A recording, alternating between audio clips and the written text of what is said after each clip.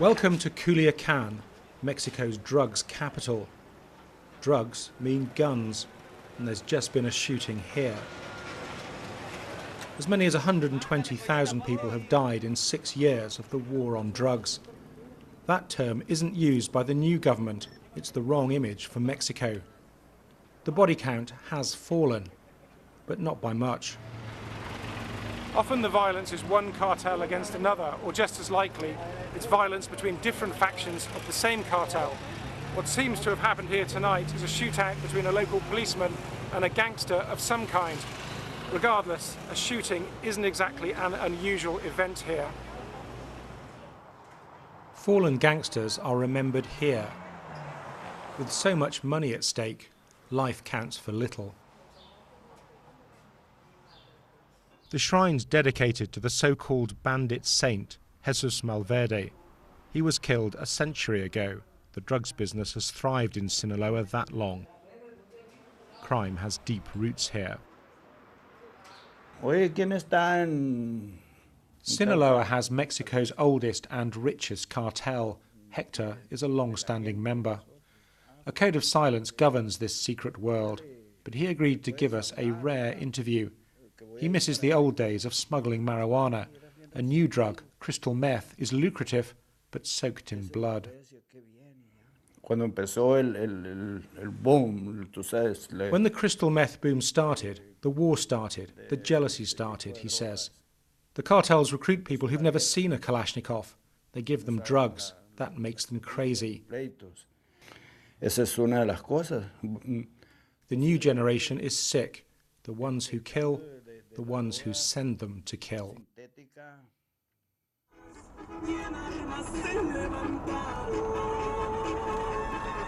You could drive right past a safe house for cartel gunmen and not know it.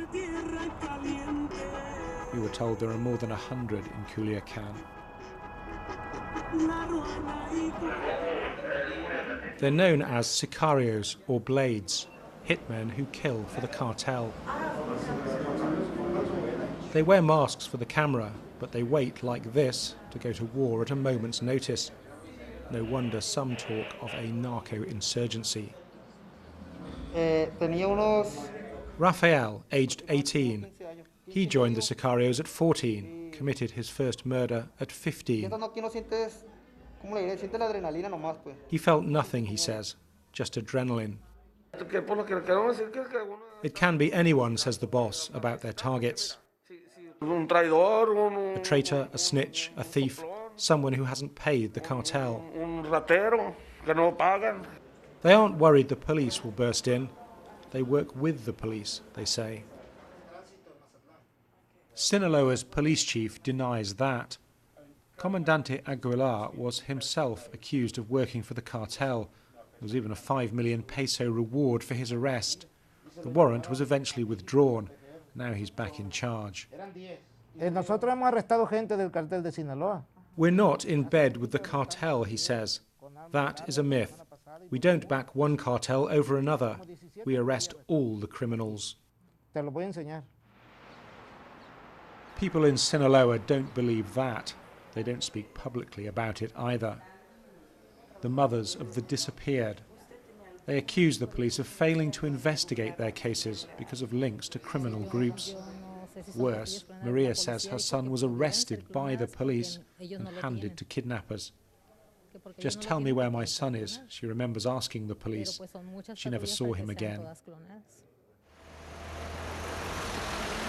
Many police officers have died fighting the cartels, but the traffickers have co-opted parts of the state. You never know who you're dealing with. For Mexicans, that's another reason the drugs war is so dangerous. Paul Wood, BBC News, Sinaloa.